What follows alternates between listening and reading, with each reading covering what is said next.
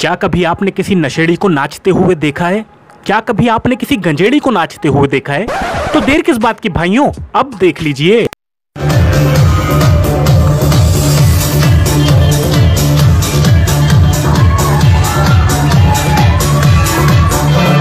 विपरीत बुद्धि विनाश काले, यानी जब भी आपका विनाश शुरू होने वाला होता है तो आपकी बुद्धि विपरीत दिशा में भागती है।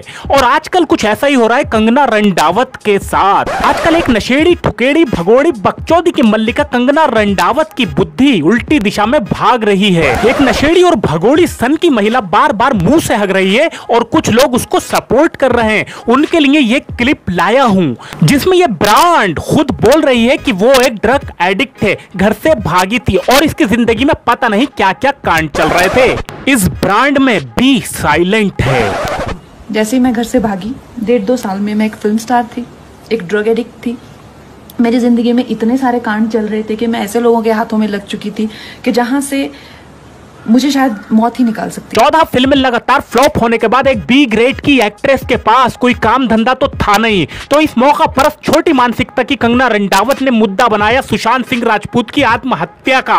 कंगना रनौत नाम नहीं, ब्रांड है ब्रांड, लेकिन इस ब्रांड में बी साइलेंट है। वैसे भी बॉलीवुड में एक हीरोइन का करियर ज्यादा से ज्यादा 14-15 साल का होता है। अब इसे कंगना रनौत की ढलती हुई जवानी का दर्द कहें या कंगना की मौका परस्ती, जिसकी वजह से कंगना रनौत को काम के लाले पड़े हुए थे। इसी बीच कंगना रनौत ने महाराष्ट्र सरकार, उद्धव ठाकरे और संजय राउत के लिए अपशब्द बोलना शुरू कर दिए। और ये तो सभी जानते हैं कि कंगना रनौत के कंधे पर बंदूक किसकी है। अभी लड़ाई कंगना वर्सेस उद्धव नहीं है, लड़ाई है दिल्ली वर्सेस मुंबई। लेकिन अगर भविष्य में बीजेपी और शिवसेना का गठबंधन होता है तो कंगना कहां होंगी? बिस्तर पर। हाँ, लेकिन किसके? अभी बहुत से चूतिया लोग कंगना रनौत की तुलना रानी लक्ष्मीबाई से कर रहे हैं। उन चूतियों से मैं कहना चाहूंगा कि कंगना की तुलना कभी अपनी बहन से भी कर लो। एक रानी की तुलना एक ब्रांड से करते हुए तुमको शर्म नहीं आती? ब्रांड का भी साइलेंट है। मन्निकारनी का फिल्म आने से पहले बकचोदियां फैल रही थी कि 2 महीने तक हॉर्स राइडिंग सीखी है ताकि रानी लक्ष्मीबाई के किरदार में जान डाल सकूं। भैंचोद स्प्रिंग वाला घोड़ा चला रही है। ये स्प्रिंग वाले घोड़े पर बैठकर खुद को झांसी की रानी समझ रही है।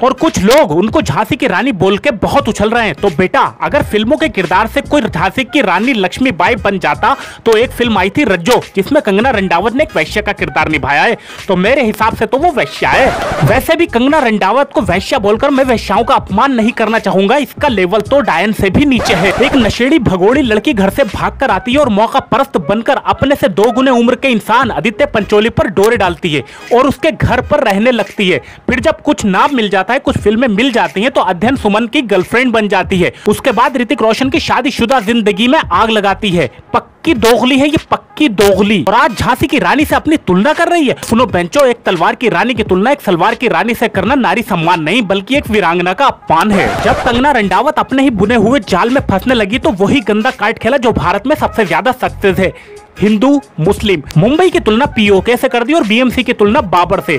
अपने ऑफिस को राम मंदिर बना दिया। मतलब कुछ भी। देखो यार, एक तो बीजेपी हिंदू हृदय सम्राट, उस पर तुम भी नई नई हिंदू हृदय सम्राट, और शिवसेना भी हिंदू हृदय सम्राट, तो बीच में बाबर कहां से आकर तुम्हारे पिछवाड़े में उंगली कर गया? तो चलो लगे हाथों तो शेरनी का बीफ पर दिया गया स्टेटमेंट भी देख लो। जिस दिन मैंने अपना घर छोड़ा, मेरी माँ ने कहा कि तुम सिर्फ एक वादा करो। मेरी माँ ने कहा कि हम हिंदू हैं इसलिए बीफ कभी मत खाना।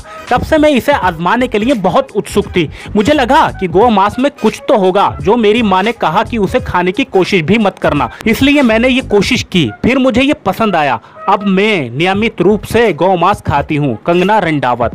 और आज ये भक्तों की मम्मी बनी हुई है। सुना है हिमाचल के किसी नेता ने कहा है कि हिमाचल की बेटी का अपमान नहीं सहेगा हिंदुस्तान। हिमाचल से याद आया कि रीना ठाकुर भी मम्मी बन गई है ना।